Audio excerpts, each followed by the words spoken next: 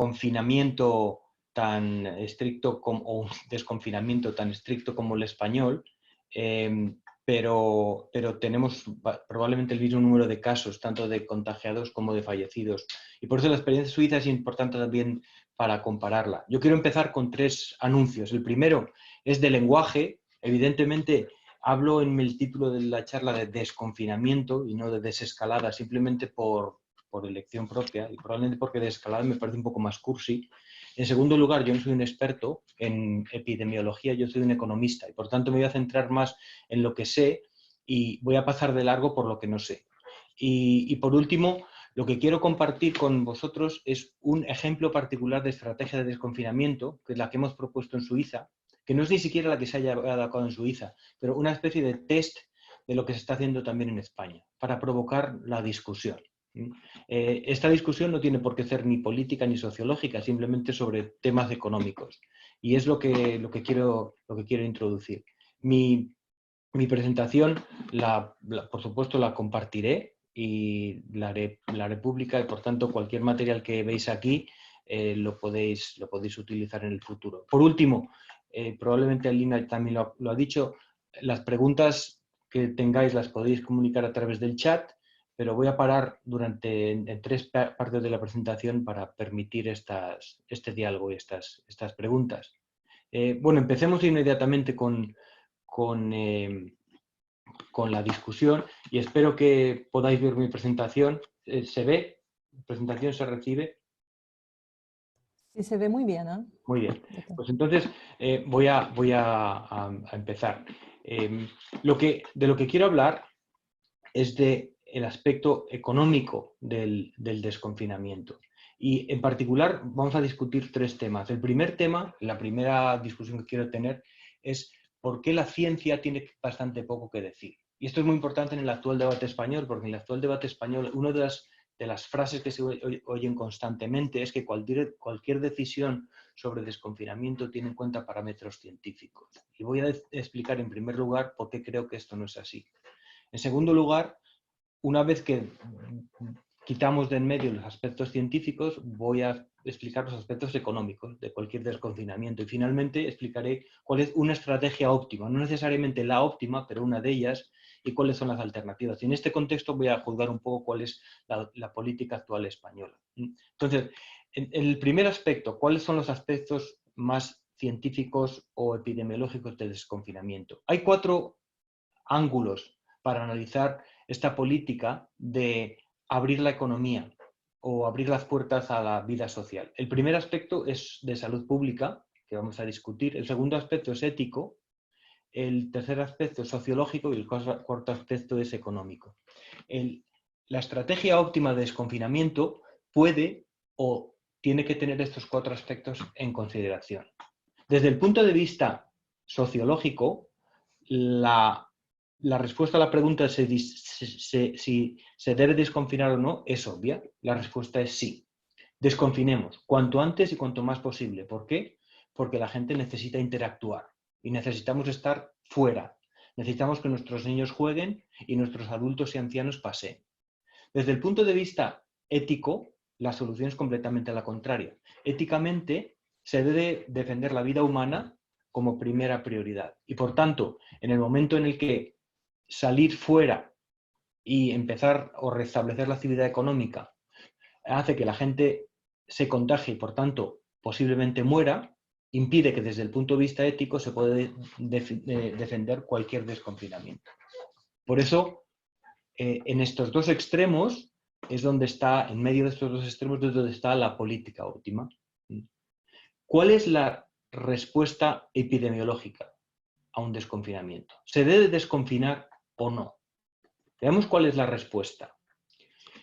Para saber cuál es la respuesta, debemos tener datos. Y aquí es donde me refiero a lo que dije al principio. Yo no soy ningún experto, pero lo que sé son los datos, los hechos. No me puedo fiar por opiniones, me tengo que fiar por hechos. Y esto es lo que sabemos actualmente de la COVID-19. En primer lugar, sabemos que la mortalidad aumenta con la edad, que el virus afecta más frecuentemente a las personas mayores, que afecta más a las mujeres, pero mata más a los hombres. También sabemos que en España a día de hoy hay al menos 20.000 muertos y este límite inferior es seguro. No sabemos cuántas personas han fallecido en concreto, pero sabemos que ha habido muchos muertos. También sabemos que, especialmente al hacer una comparativa internacional, que el confinamiento y el distanciamiento social reduce los contagios y la mortalidad. Estos son datos, ¿no? Y los datos se pueden observar en cualquier país. Por ejemplo, aquí presento datos suizos, los que se puede ver que en la parte superior del gráfico están los contagios por edades. En el gráfico del noroeste se ve la distribución de casos por edades, que es bastante equilibrada. Sin embargo, y aquí está el gráfico del noreste, si se pondera por los grupos de edad, es decir, hay menos personas, por ejemplo, en el grupo de mayor de 65 años, proporcionalmente, la pandemia afecta más a las personas de mayor edad. En la parte de abajo del gráfico tenemos muertos o fallecidos por el virus.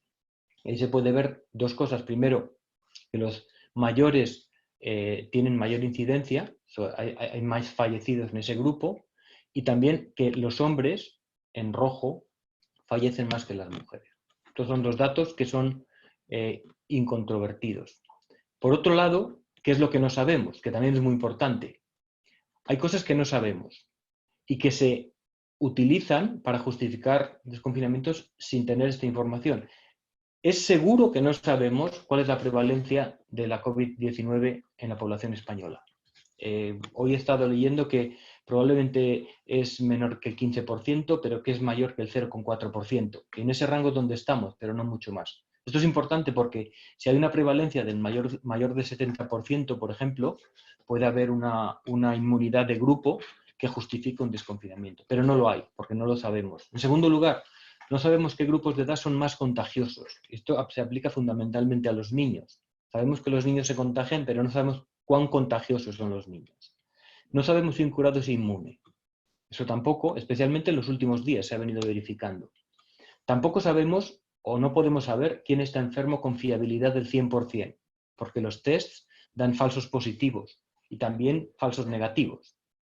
Y por eso mismo no podemos saber quién está curado con una probabilidad del 100%. Si supiésemos con seguridad todas estas cosas, el aspecto epidemiológico del confinamiento sería muy claro. Pero debido a que no lo sabemos, es muy sencillo dar una conclusión epidemiológica de salud pública al desconfinamiento. Pero quiero añadir dos hechos más, o al menos dos falacias, que hay que tener en cuenta también.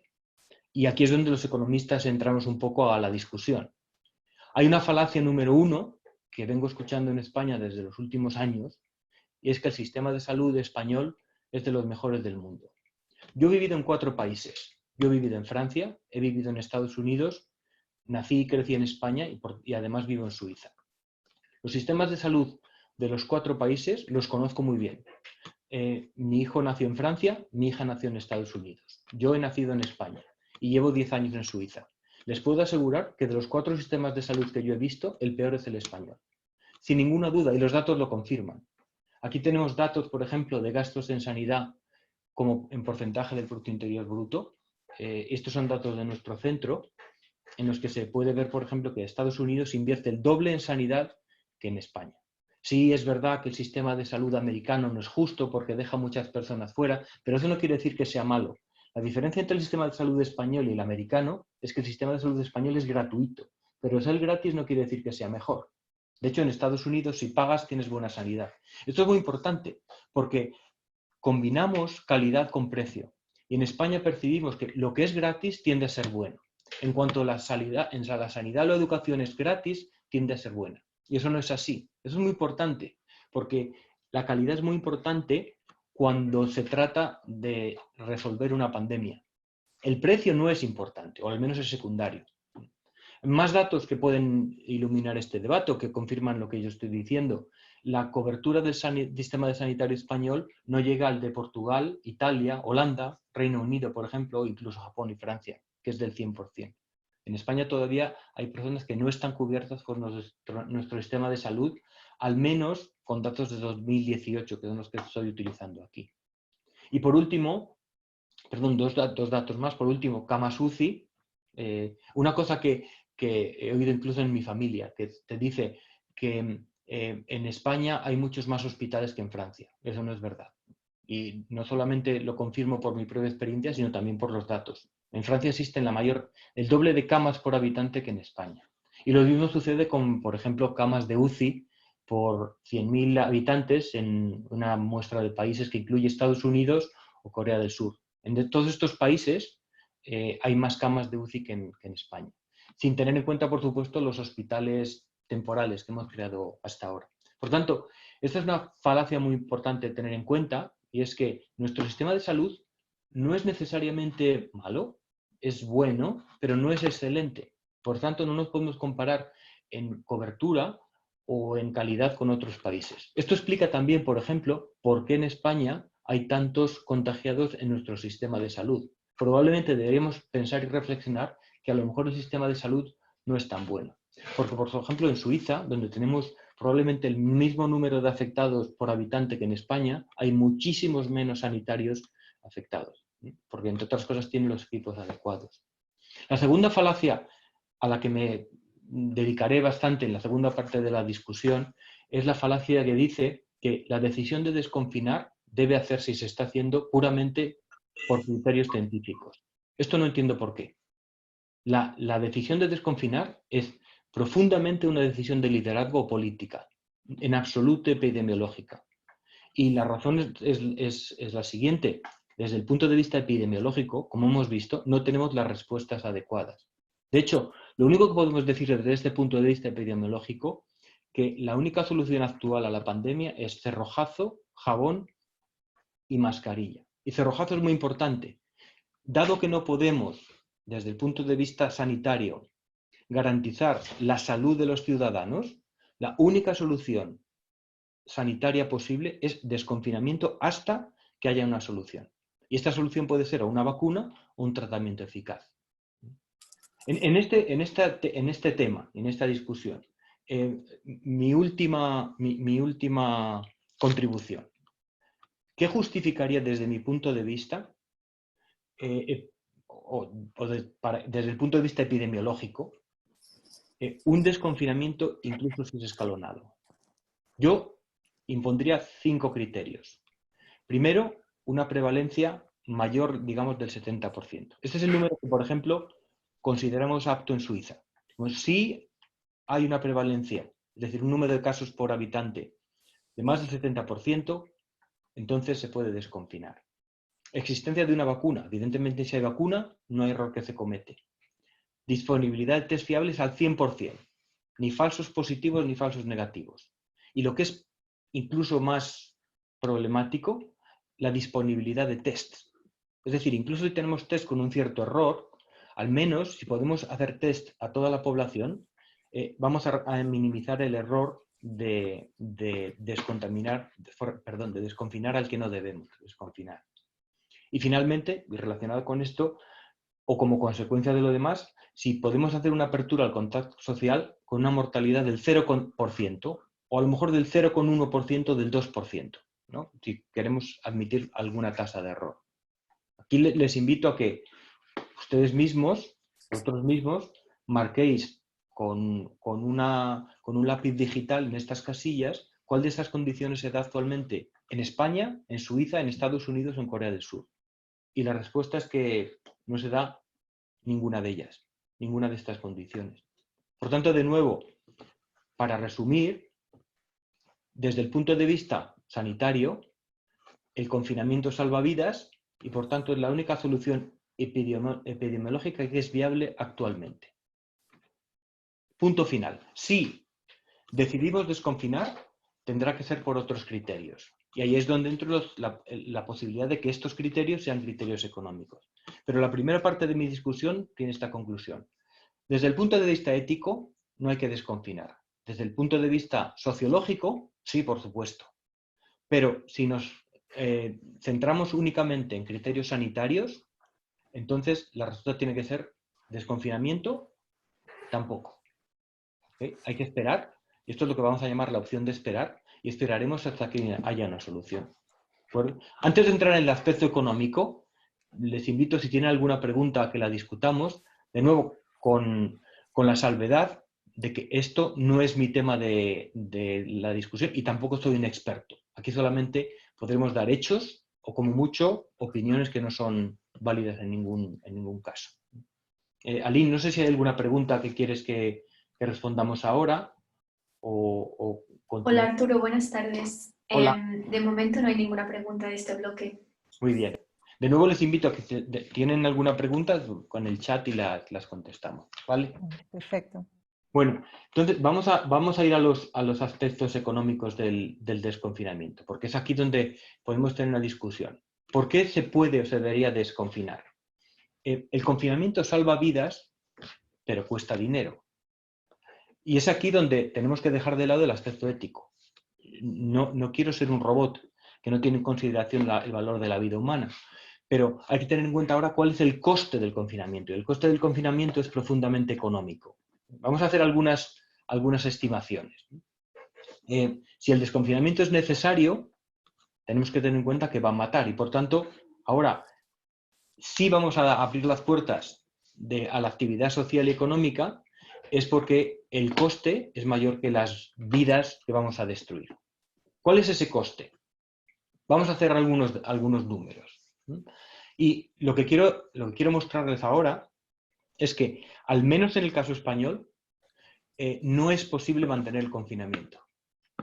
Es muy importante. O de otra manera, nuestras autoridades políticas tienen que asumir que en este momento hay que hacer que haya víctimas de esta pandemia porque no podemos soportar el coste económico.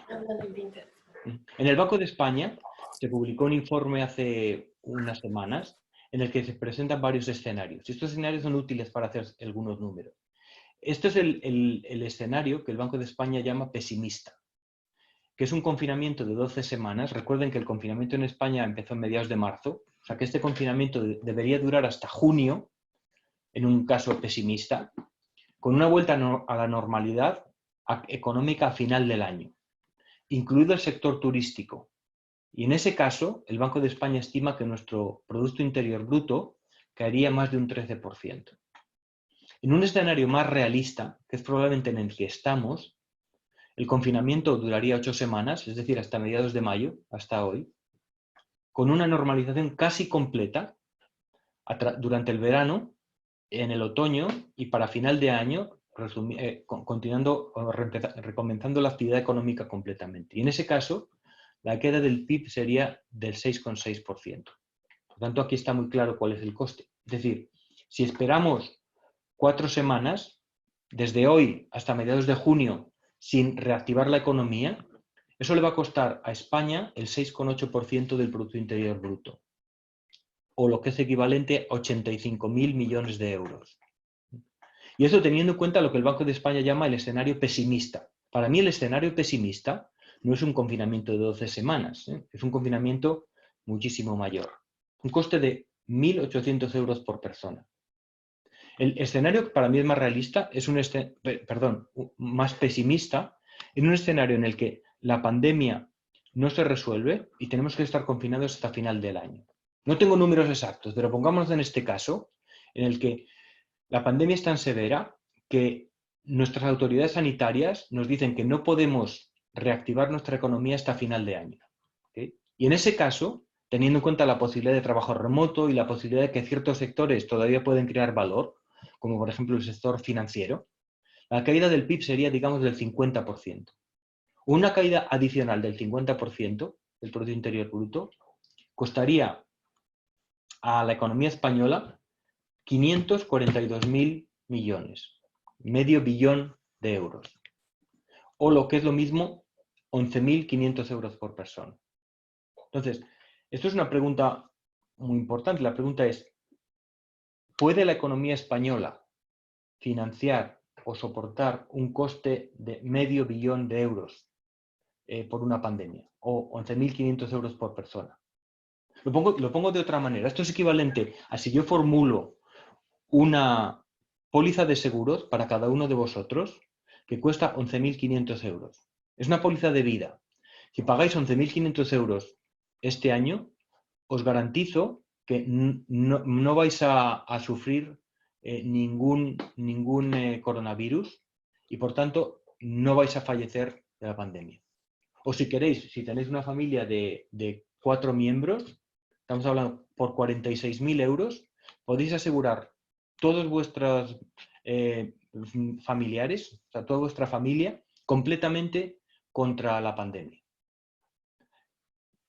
Os pregunto, ¿estaríais dispuestos a pagar 46.000 euros para garantizar la vida de vuestra familia? Si a mí me preguntáis, mi respuesta sería evidentemente sí. Otra cosa es que tenga el dinero, pero si me decís si estoy dispuesto a pagar 46.000 euros al año para asegurar que mi familia no sufre, no fallece, por supuesto. El problema de esta pregunta, que individualmente la mayoría de nosotros, y de nuevo, abstrayendo de la capacidad de pagar o no, diríamos que sí, tenemos que tener en cuenta que esta pregunta hay que responderla colectivamente, porque necesitamos que todos paguemos esta póliza de seguros, para estar todos seguros, ¿no? Es decir, tendríamos que pagar 11.500 euros por españolito para que podamos esperar sin ninguna actividad económica hasta final de año. Por supuesto, con costes sociológicos y, por tanto, con otro tipo de costes psicológicos. Y aquí es donde viene la pregunta clave.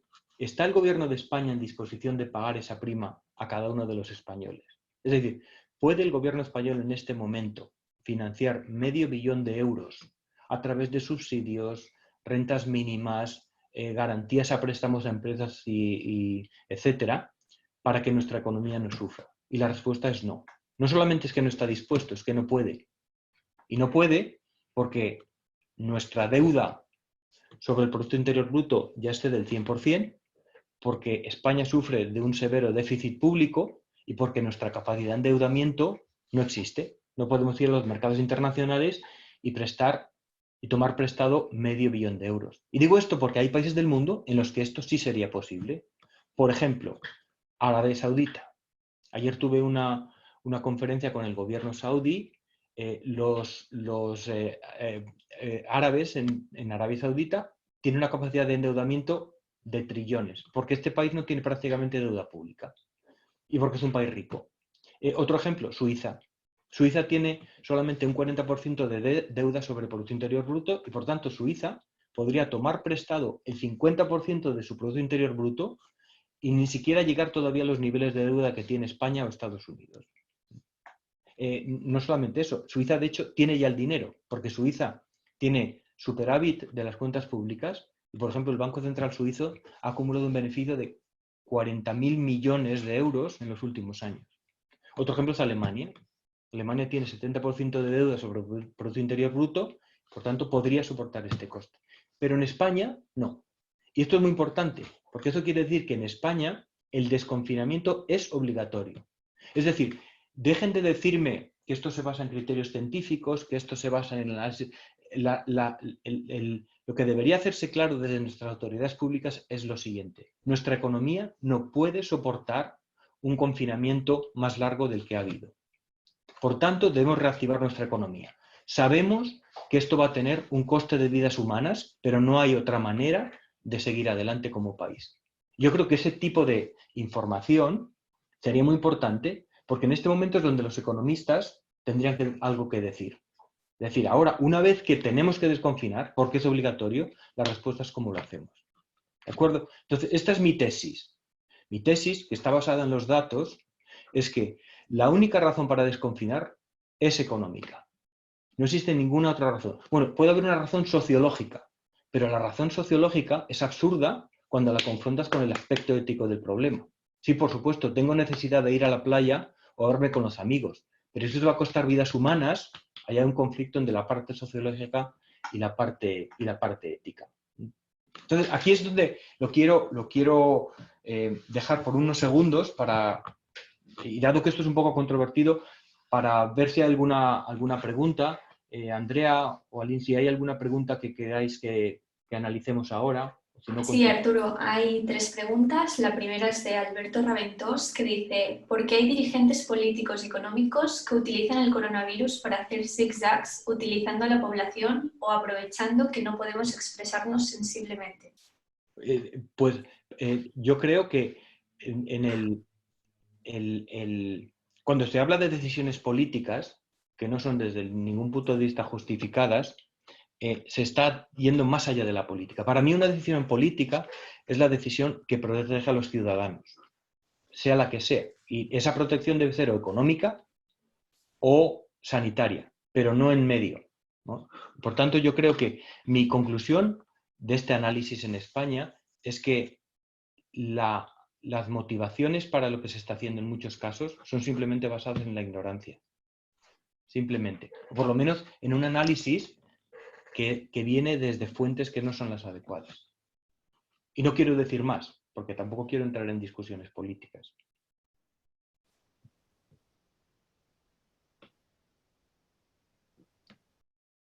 ¿Algo más, Andrea? Sí, Javier nos dice, ¿todo esto se termina reduciendo a cuánto estamos dispuestos a valorar el precio por fallecido? No, no. Es decir, aquí lo voy a mostrar luego en un gráfico, pero sería muy fácil por mi parte decir, y por eso lo he eliminado de mi presentación porque lo tenía antes, decir, bueno, aquí lo que tenemos que comparar es cuál es el coste económico de confinar frente al coste humano de desconfinar. Y mi punto es el siguiente, no hay posibilidad de hacer de resolucionar este dilema, porque no hay tal dilema. No es posible no desconfinar. Es lo que quiero decir. Es decir, no vamos a desconfinar porque el coste económico es mayor que el coste en vidas humanas. Es que hay que desconfinar. Y eso significa que tenemos que asumir la pérdida de vidas humanas. Es ahí donde entra el liderazgo político. No hay otra manera. Y en este coste que hay que soportar, lo que es muy importante es no solo la comunicación, sino también el liderazgo.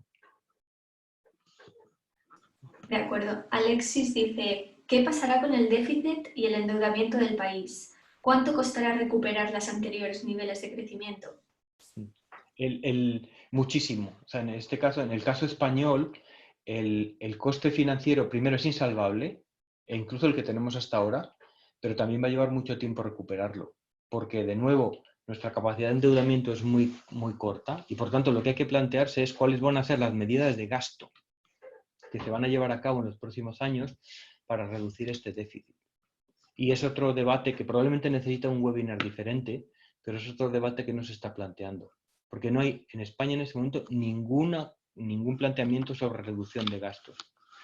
Se lo pongo un poco de manera provocativa, pero el Ministerio de Igualdad, por ejemplo, tiene un presupuesto de 500 millones al año. Yo creo que como prioridad no es una prioridad absoluta en este momento en el que estamos perdiendo vidas humanas. Otro aspecto del gasto, no solamente los empleados públicos no van a soportar el coste de la pandemia, sino que los salarios públicos van a aumentar este año. Eso no es posible. Y de hecho, la condicionalidad de las ayudas de MEDE, si se llevan a cabo, van a imponer sin ninguna duda, como primera condición, que parte del coste de la pandemia también lo soportan los empleados públicos. Porque en este momento la economía española es muy dual y muy extraña, en que el salario medio de un empleado público es mayor que un empleado del sector privado. Estos debates sobre políticas de gasto no se han llevado a cabo en absoluto y son muy importantes. Hay países, de nuevo, en el país en el que yo vivo, en Suiza, esto no es un debate necesario, porque las políticas de gasto no son relevantes, en España sí. Y hasta que no afrontemos ese problema, la solución de la crisis económica va a llevar muchísimo tiempo. Voy a seguir, porque yo creo que vamos bien de tiempo, y ahora lo que quiero plantearles es una estrategia tipo, y cómo desde el punto de vista económico se analiza una estrategia de desconfinamiento. De nuevo, no quiero defender mi estrategia como la óptima. Aquí un poco de antecedentes. En Suiza se han creado bastantes grupos de trabajo, y yo estoy en un grupo de trabajo dentro de un consorcio que se llama Enterprise for Society, en el cantón en el que vivo, que es el cantón de Vaud, es el cantón de habla francesa, que también es el segundo cantón con más fallecidos, que incluye la Universidad de Lausanne, la Escuela Politécnica de Lausanne y IMD. Y un grupo de economistas, dentro de este grupo de Enterprise for Society, hemos planteado una estrategia de desconfinamiento a petición del gobierno cantonal. Entonces, este análisis que les presento ese análisis tipo que resume un poco todo el trabajo que llevamos haciendo en el último mes. Y para más detalles, si están interesados, ayer nos dijeron que nuestro análisis, del que hemos escrito bastante, se va a publicar como tipo en Harvard Business Review en los próximos días, como un ejemplo. Entonces, ¿qué les quiero mostrar? Les quiero llevar a través del análisis que hemos hecho en 20 minutos, de manera muy rápida. En primer lugar, hay que hablar de error de tipo 1 y de error de tipo 2, cuando se habla de estas estrategias de apertura económica. Y este lenguaje viene de la econometría y de la estadística. El error de tipo 1 consiste en el error que se comete al desconfinar a una persona contagiada. Evidentemente, si hay una persona que está contagiada y no lo sabemos o no la detectamos y permitimos que esa persona salga a la calle, el coste es que va a haber más contagios y probablemente más fallecidos. Por supuesto, el beneficio es que si esa persona puede trabajar, genera Producto Interior Bruto. El segundo error que se puede cometer, que es el contrario, es lo que llamamos en estadística el error de tipo 2, sería en este caso confinar a una persona sana. De nuevo, como no sabemos si está sano o no, a lo mejor estamos dejando en casa personas, al confinar, que deberían o podrían estar trabajando. Y aquí el coste se mide en pérdidas económicas, pero el beneficio es que hay una protección individual para esa persona que no está contaminada, pero que podría contagiarse si sale a la calle. De nuevo, al combinar estos dos errores es donde surge la estrategia óptima. Nótese lo siguiente. No es posible reducir los dos errores al mismo tiempo. En el actual escenario en el que hay errores de medición, no podemos confinar a los que están enfermos y desconfinar a los que están sanos. Si abrimos demasiado las puertas, estamos maximizando el error de tipo 1. Si confinamos demasiado, estamos maximizando el error de tipo 2.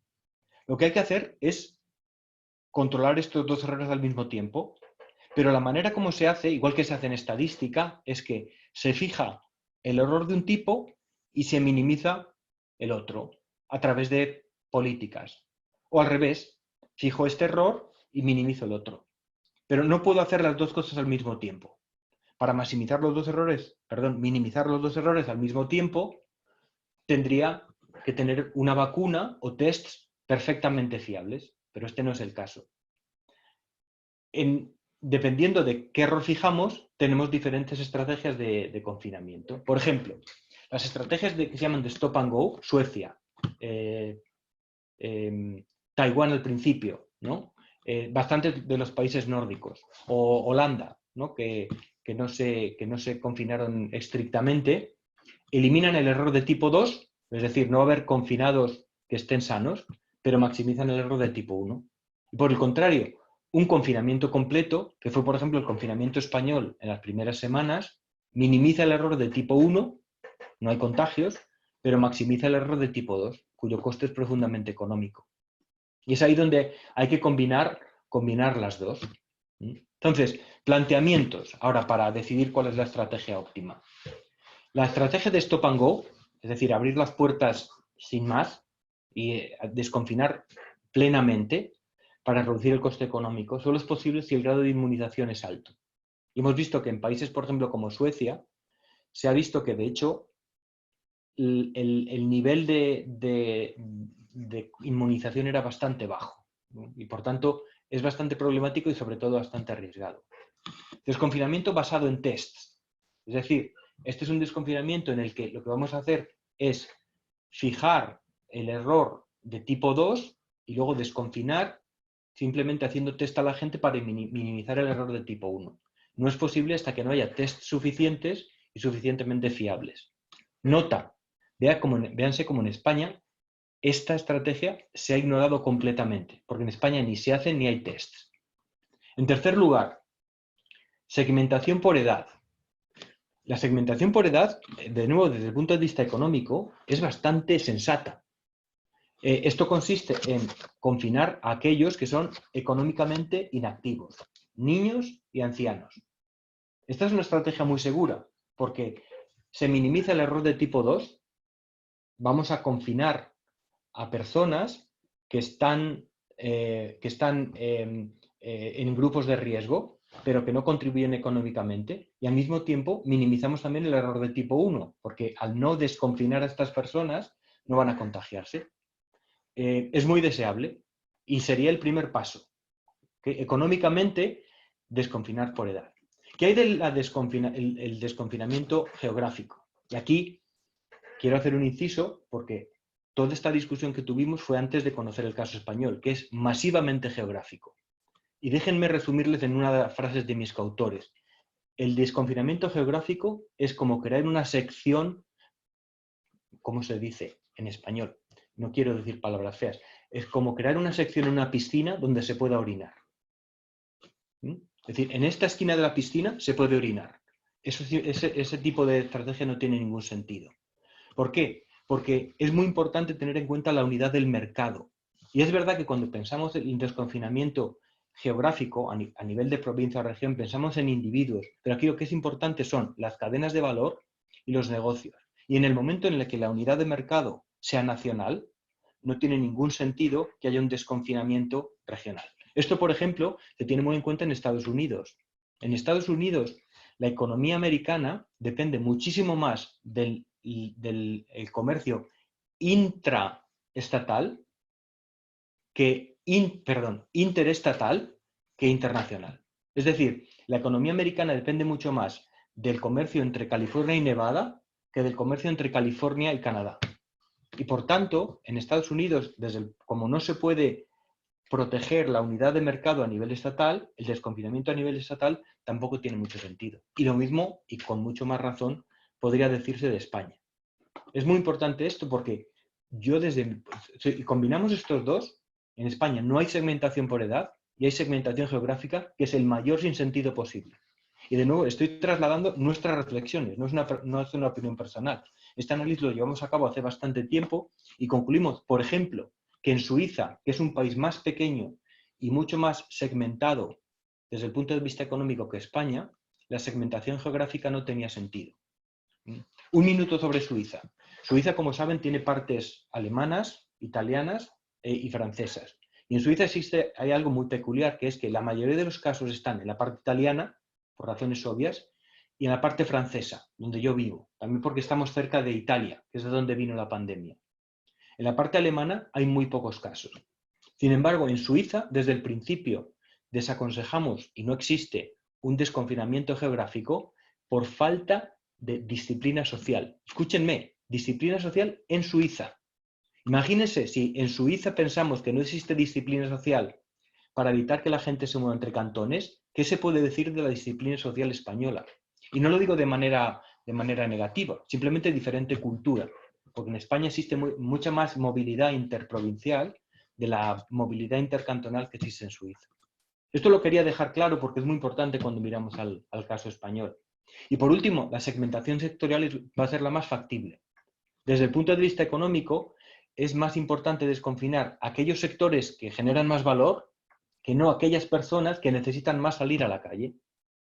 Entonces, aquí voy a mostrarles dos alternativas rápidamente para que vean dos posibles alternativas en las que se combina el error de tipo 1 y el error de tipo 2. La estrategia que llamo epidemiólogos al poder partiría de asumir que, pese a que desde el punto de vista sanitario es recomendable no desconfinar, no se puede. Entonces, ahora vamos a nuestro equipo científico y le decimos, queridos científicos, lo siento, pero tenemos que desconfinar. Ahora, decirnos cuál es la mejor manera de hacerlo. Entonces, los científicos, epidemiólogos, dirían, vamos a fijar el error de tipo 1 y vamos a minimizar el error de tipo 2. ¿Cómo? Mayores de 65 años en casa. No salen ni a pasear. No contribuyen económicamente y son un grupo de riesgo. Estudiantes que usan el transporte público, mayores de 12 años, en casa. ¿Por qué? Porque pueden estudiar desde casa y porque al saturar el transporte público generan posibilidades de contagio. Sectores con posibilidad de teletrabajo, en casa. Y desconfinamiento solo si hay tests y seguimiento de movilidad con aplicaciones tecnológicas. Esta es una estrategia posible. Se fija el error de tipo 1 y se minimiza el error de tipo 2. Vamos a desconfinar lo más posible a aquellos que deberían estar sanos. Para eso necesitamos test, y aquí es la clave. Economistas al poder. No estoy defendiendo esta, pero si los economistas son los que toman aquí la prerrogativa, la estrategia es la contraria. Minimizo el error de tipo 1, es decir, el error de desconfinar al enfermo, pero fijo el error de tipo 2, confinar al sano. Y aquí la estrategia es confinamiento general y permanente, pero desconfinamos por sectores, gradualmente o escalonadamente, aceptando pérdidas económicas en los sectores de menor empleo y con la posibilidad de seguimiento de la movilidad. La alternativa de epidemiólogos al poder tiene menor coste económico, pero requiere una política sanitaria eficiente. ¿Es factible en España? No, no es factible porque no tenemos tests. Por tanto, hay que ir a la segunda solución, economistas al poder. En este caso hay menor coste humano, pero requiere una política económica justa y agresiva porque va a ser muy costosa económicamente. Es decir, vamos a desconfinar a muy poca gente y por sector de actividad. Esto es si quieren verlo así, es un poco extraño que desde el punto de vista económico, yo, un economista, esté defendiendo que vamos a soportar un mayor coste económico. Pero es que es lo único que se puede hacer desde este punto de vista. Este artículo se publicó la semana pasada. Es muy interesante. Un profesor de la Universidad de Chicago que presenta esta misma alternativa en un gráfico. La línea azul, primero, la línea horizontal es los días de confinamiento. Como se puede ver en este gráfico, la línea azul marca el coste humano del confinamiento. Cuanto más esperamos, menos se va a sufrir porque al fin y al cabo vamos a encontrar una vacuna. Pero el coste económico sube y esa es la línea azul clara. El coste económico es mayor cuanto más confinamos. La línea roja es la combinación de las dos. Y este nivel óptimo requiere fijar un error y minimizar el otro. Entonces la línea roja se moverá a la izquierda o a la derecha, depende si tenemos los economistas al poder o los epidemiólogos al poder. Me parece bastante interesante para resumir las alternativas.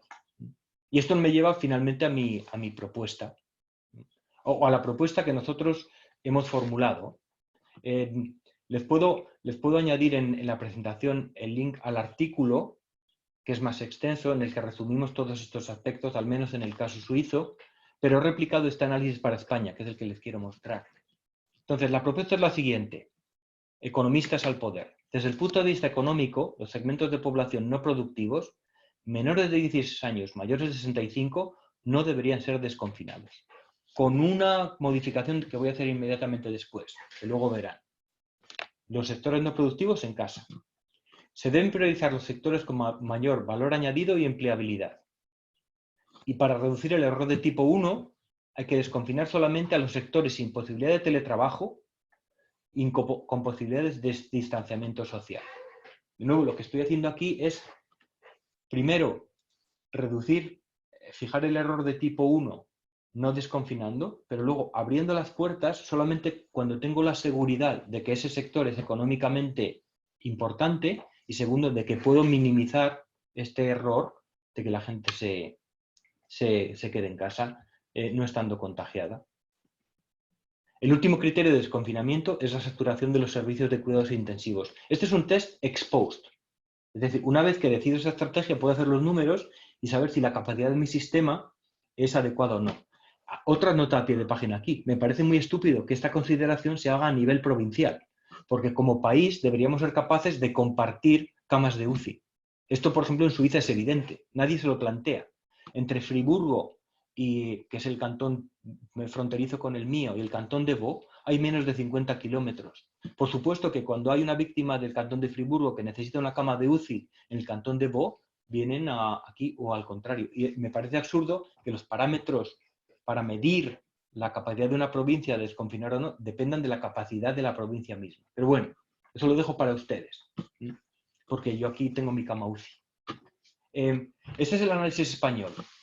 Datos del Instituto Nacional de Estadística, en el que tienen la lista de sectores económicos y hay 4 grupos de columnas. El primer grupo de columnas es el valor añadido bruto por sector y en porcentaje, por ejemplo, pues se puede ver que la industria manufacturera, la producción de cosas, la producción de aceite de oliva y la producción de coches es el sector que más valor añadido bruto genera.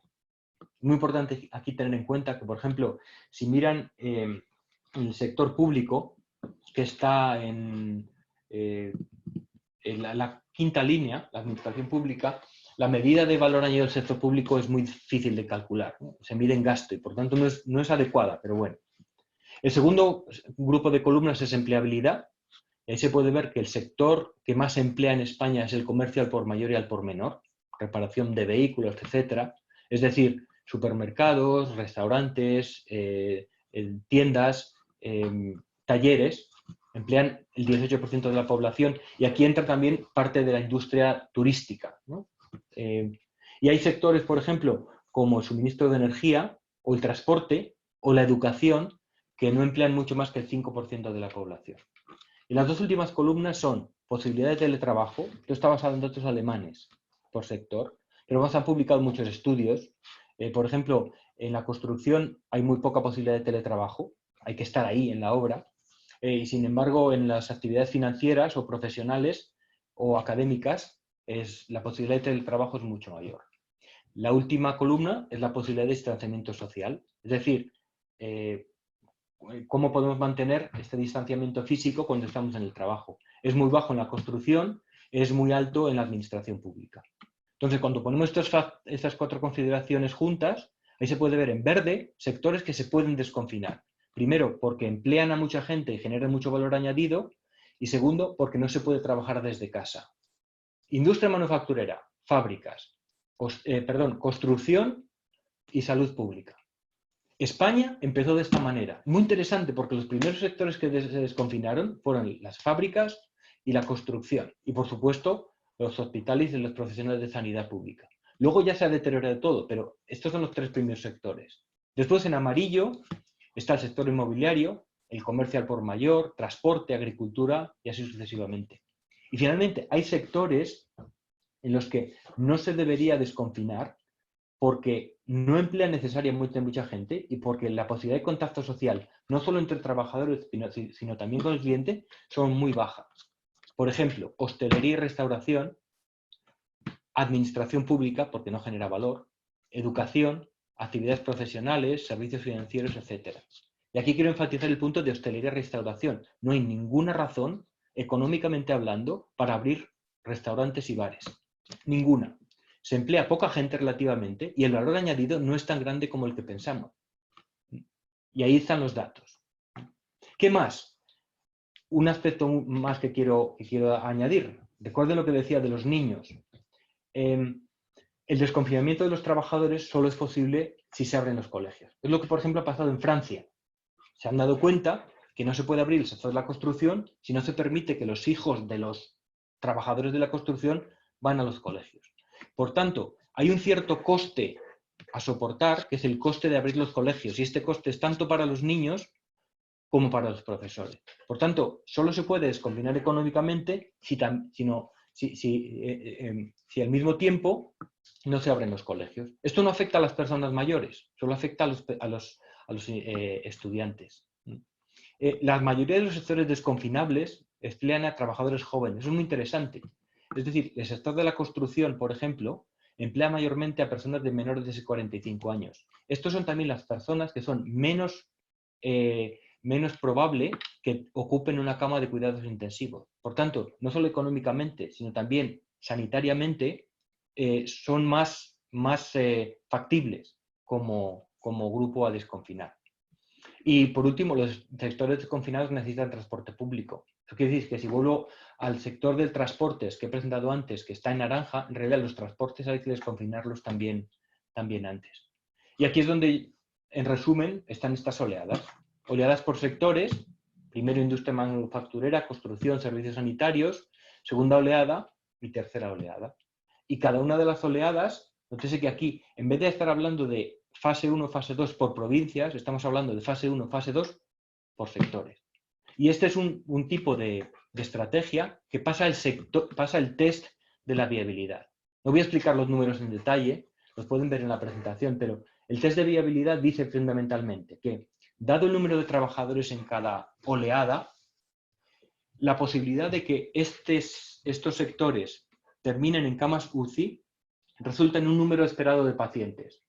Y las camas UCI que existen a nivel nacional son capaces de soportar a esta población. Por ejemplo, si en la primera oleada se desconfinan 6 millones de personas, se debería esperar un número de camas de UCI por día de 1.300, teniendo en cuenta las posibilidades en las probabilidades de incidencia de la enfermedad.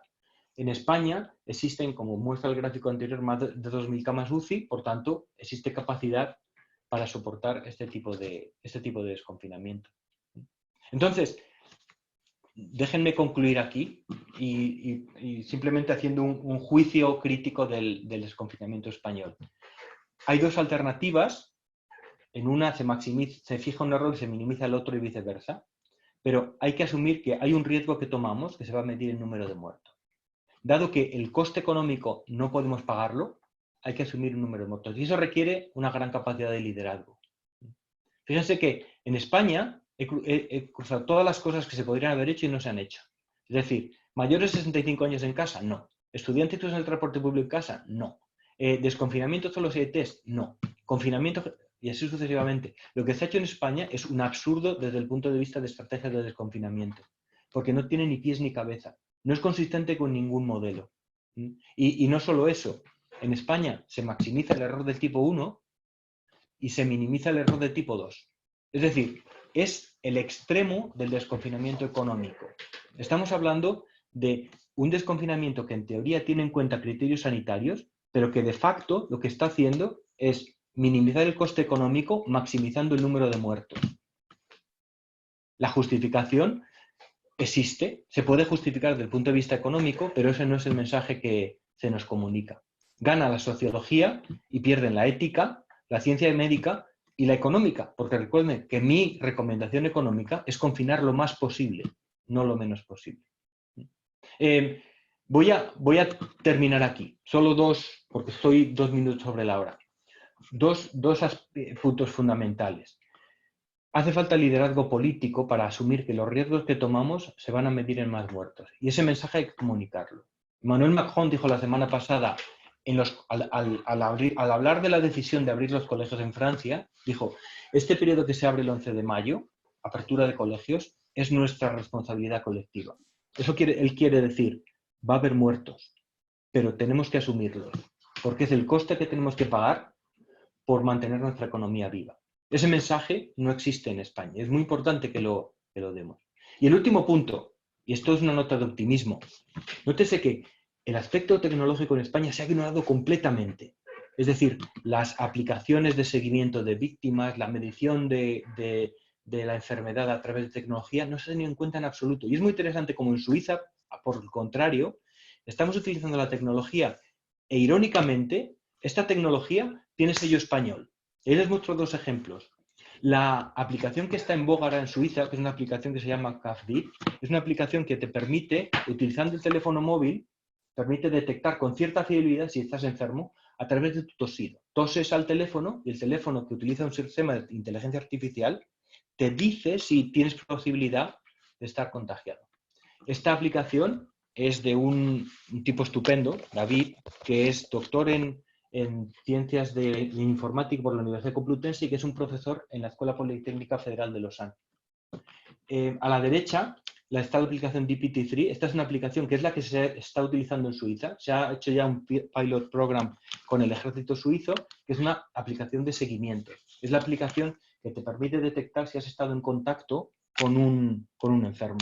Esta aplicación de autoría es de Carmela Troncoso, otra profesora de IPF. Es la aplicación que se va a hacer en Suiza. En España no lo hemos utilizado, teniendo genios como estos que nos podrían ayudar un montón. Por eso creo que si tenemos en cuenta tanto la economía como la tecnología, podemos tener estrategias que sean óptimas o al menos que sean lo menos pésimas que podríamos tener en este contexto. Pero es difícil justificar desde cualquier punto de vista la estrategia que estemos llevando a cabo. Y déjenme terminar aquí, no sé si probablemente estoy terminando demasiado crítico, pero si tienen alguna pregunta o algún comentario, estaré muy interesado en responder. Arturo, muchas gracias de verdad por tu presentación súper interesante y al mismo tiempo un poco preocupante y estresante. Hay mucho interés, hay varias preguntas, yo voy a resumir algunas porque no tenemos mucho tiempo. Yo creo que las personas en el webinar están un poco preocupadas con el futuro de España, ¿no? Por ejemplo, ¿Cree que España va a ser rescatada? Depende de cómo se entienda el rescate. Es decir, yo vengo de la economía financiera. Para mí un rescate que consiste en una quiebra empresarial en la que hay una quita de los acreedores. Eso no va a pasar en España. Eso es lo que se considera un rescate. Por ejemplo, podríamos, las personas están diciendo quizá una Grecia post-crisis 2008. Sí. ¿Podríamos estar así? Vale. Préstamos condicionales, sí. Y van a suceder seguro, sin ninguna duda. O sea, préstamos condicionales es nuestra única solución. Especialmente, como digo, cuando estamos siguiendo políticas de aumento del gasto sin aumentar los ingresos y sin reducir gastos adicionales. Por tanto, va a haber ayuda condicional, rescate para España, sin ninguna duda, no hay otra alternativa. Vale. Una otra pregunta también interesante. Parece que un comentario que se ignora la variable de capacidad sanitaria. Por ejemplo, en Perú confinaron a las personas que tenían que trabajar y no cumplen, y ahora desconfinaron con ERE mayor que 1. ¿Qué opinas de esto?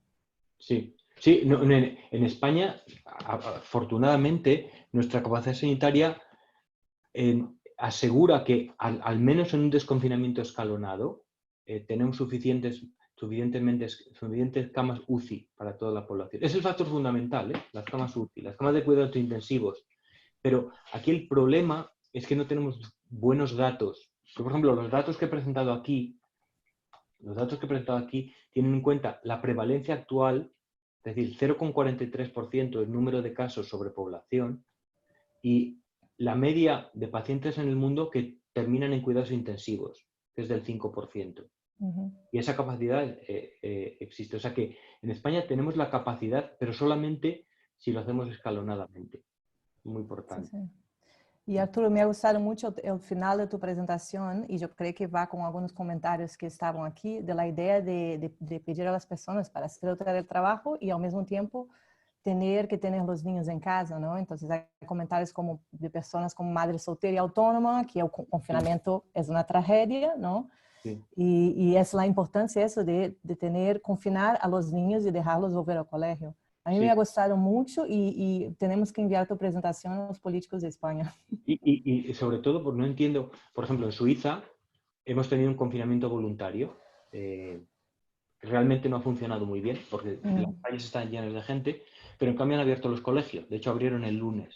En España existe una combinación muy extraña en la que los colegios están cerrados, pero se permite salir a los niños. Entonces, yo entendería que se decidiese, dados los datos que tenemos, proteger a la población infantil confinándola completamente.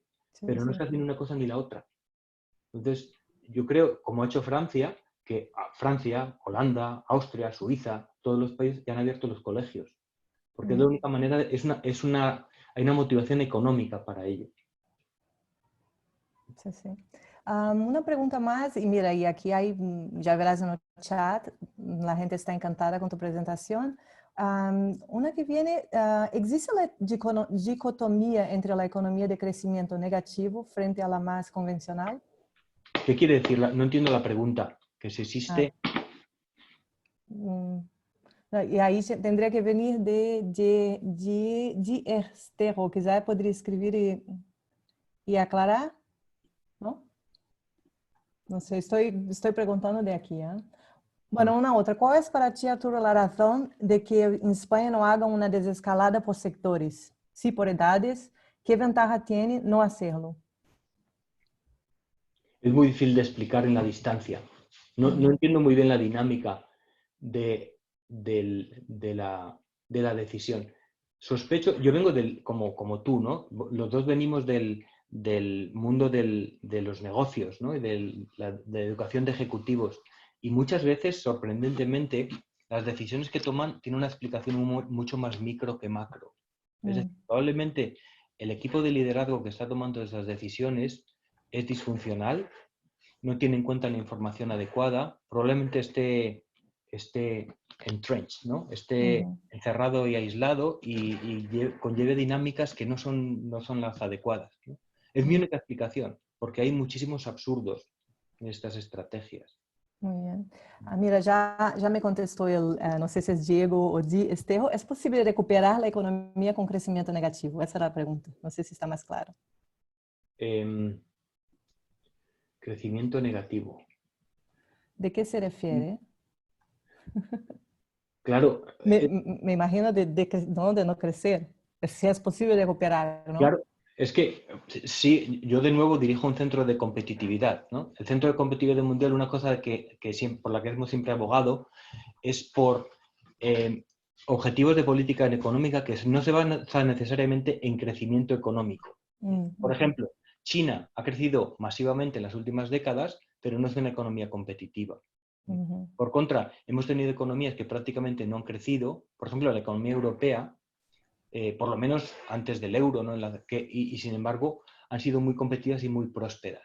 Entonces, si entendemos que, por ejemplo, el objetivo de una economía es generar prosperidad, por supuesto que se puede generar prosperidad con crecimiento negativo.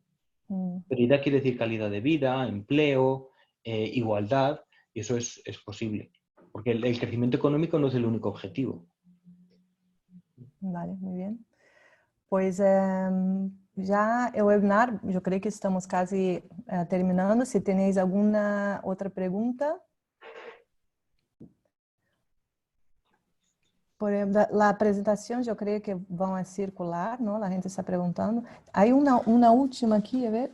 ¿Puede tener interés político, por ejemplo, nacionalizaciones, ese disparate de gestión social comunista? Una pregunta Una política pregunta controvertida. controvertida. No, yo creo que el populismo es más necesario que nunca. Ahora, entendido el populismo como políticas que se orientan a proteger a la gente. Es evidente. Yo creo que las políticas económicas que tenemos que implementar en todos los países, desde Suiza hasta Singapur o España, son políticas que defiendan y protejan a la gente que no tiene que comer. Y es ahora donde vamos a ver el verdadero populismo. El verdadero populismo no es cuestión de etiquetas o de partidos, es cuestión de políticas. Y, por ejemplo, las políticas que se están siguiendo en Suiza son muchísimo más populistas y comunistas que las que se están siguiendo en España. Pese a que tenemos un gobierno que se puede considerar de centro. Y es porque cuando existen consensos sociales sobre lo que se debe hacer, los signos políticos no importan, ¿no? Yo creo que en España, uno de los... A lo mejor esto es muy filosófico, porque yo llevo más de 20 años viviendo fuera de España, ¿no? Como tú también tienes... Y una cosa que he aprendido de España estando fuera es el mayor defecto de los españoles es la inconsecuencia. Es decir, se dice una cosa y se hace la otra. Entonces yo puedo decir que soy comunista y haga lo que haga, soy comunista y al contrario, ¿no? Y hay que fijarse mucho en las políticas. Y las políticas que se han hecho en España hasta ahora no son populistas en absoluto. Porque comparado con otros países, el apoyo a la gente es muchísimo menor que el que existe en otras economías. En Suiza ya tenemos renta mínima desde hace muchos años, por ejemplo. Y sin embargo no hemos tenido nunca un gobierno comunista. Es simplemente una economía que funciona. Muy bien. Y Arturo, una otra, para la gente de Latam, ¿podría dar alguna recomendación para los países de Latam que no tienen un buen sistema de salud? ¿Cuál es tu opinión? Claro, mientras que nuestro problema en España es un problema principalmente financiero y de hoja de balance del Estado, el problema de las economías latinoamericanas es doble. Es primero financiero, porque no se pueden pagar, y segundo de capacidad. Y eso es un gran problema. Por eso, si quieres, en las curvas que hemos enseñado antes, en los países latinoamericanos, el desconfinamiento tiene que ser más agresivo, pero también teniendo en cuenta que el coste va a ser muchísimo mayor. Es decir, aquí lo que hay que hacer es fijar un umbral de error de tipo 2 que sea mayor que el que podemos fijar en España. Es decir, va a haber más fallecidos, pero tratad de minimizar ahora el error de tipo 2. Y para minimizar el error de tipo 2 hay que tener mucho cuidado con ahora ir sectorialmente, utilizar tecnología, así sucesivamente.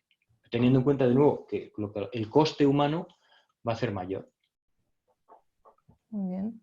No sé cómo estamos de tiempo, porque ya pasaron una hora y hay más preguntas, pero... Siento haber llegado tarde. Yo estoy aquí. No, bueno, estamos 15 minutitos más.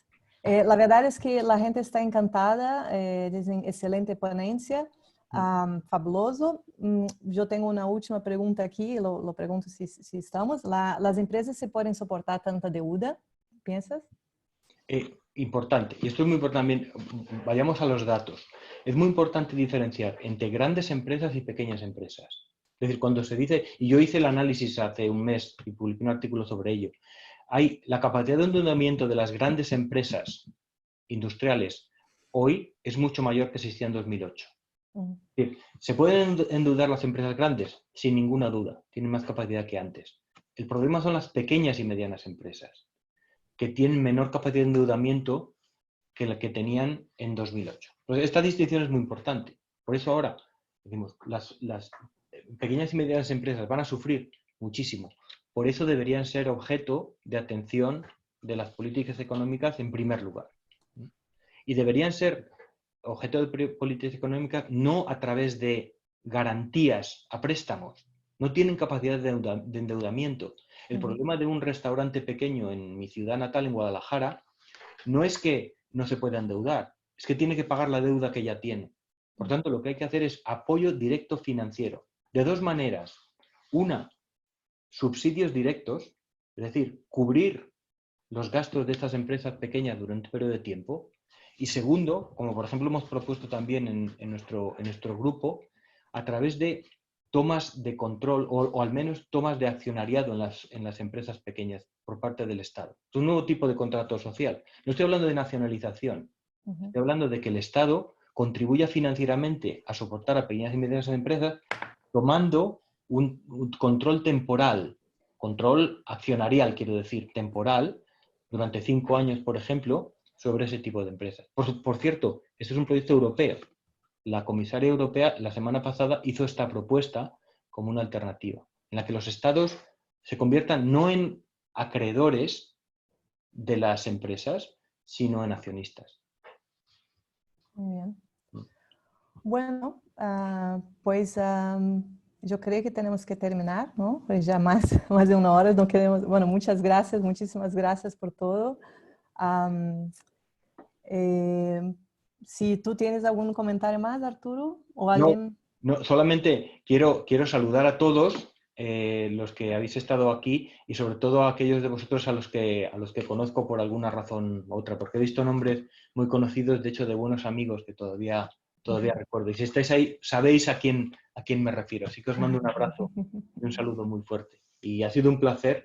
Me encanta, como emigrante, poder hablar en mi país de cosas que me interesan y por una vez siento que lo que he estado haciendo como trabajo en Suiza por lo menos puede servir para iluminar el debate en España. Bueno, muchas gracias, Arturo. Y ya te digo, enviaremos ese PowerPoint a los políticos y ojalá nos escucharán, ¿no? Bueno, gracias a todos por venir y por pasar esta tarde con nosotros. Es un placer y espero encontrar vosotros en nuestro próximo webinar de ADA. ¿Vale? Gracias. Gracias. Adiós. Adiós. Adiós.